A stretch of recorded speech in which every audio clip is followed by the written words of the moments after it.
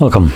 In front of me is the HONOR Magic4 Pro, and today I'll show you how you can go through the setup of this phone. So when you boot it up for the first time, you should be presented with roughly the same screen as you can see right over here. Now from the list you will want to select your desired language, but for me it's already selected a correct one. So then let's choose Get Started. Here we can select our region.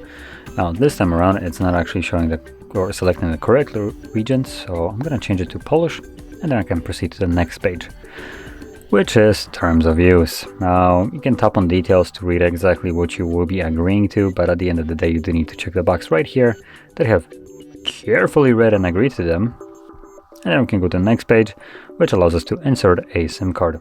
Now we have two ways of actually doing so. So you can do it through inserting a normal SIM card like this one, or you can insert a eSIM, which is done through a code. Or you can skip this, which is what I will be doing.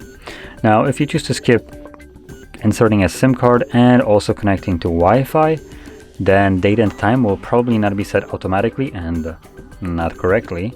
And additionally, you won't see the Google login page throughout the setup process. Now, both of those things can be later on changed after the setup is completed by going simply to the settings.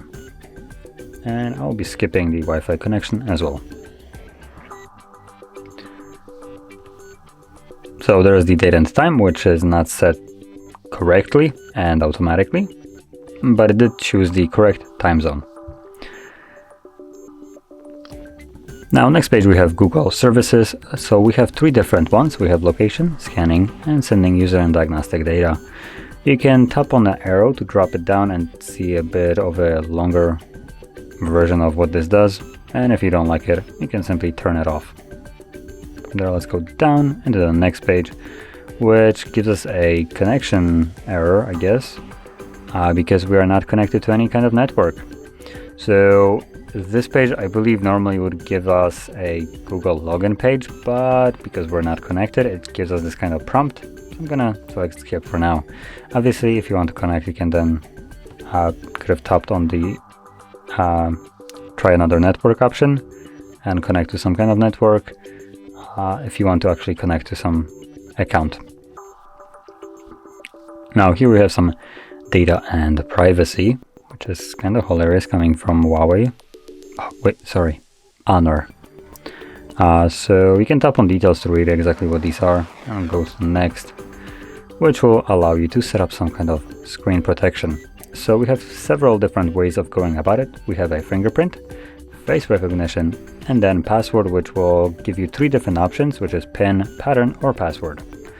Now, if you're planning to use any of the two first ones, so fingerprint and face recognition, you are always required to set up a physical way of unlocking the device, that'd be PIN, pattern, or password. Now the reason for that is, if something would happen to your face or your finger, or maybe the sensors on the phone, you still have some other way of accessing your device. And obviously if you don't want to protect your phone, which is completely fine, you can just select next and then skip. Here we have some enhanced services, so we can read exactly what these are, and if you're interested in those enhanced services you can select enable all, or you can set up enhanced services, which will allow you to pick and choose, or you can select no thanks if you don't want to. And we have user experience improvement programs, which again, same as before, read exactly what these are. You like it, select join, you don't, later. Location services, same as before. Keep your software up to date, basically allows the device to automatically update during nighttime. If you want to, then tap right here, enable and continue. And if you don't want this, instead of having the button later here, you have this text, update manually. And then select don't enable. And from here, we can choose our navigation style. Now it's automatically prompting us to learn the gesture navigation. So tap, try gestures. And if you have never used them before, you can go through the quick guide that it gives you right here by just kind of like swiping as it tells you.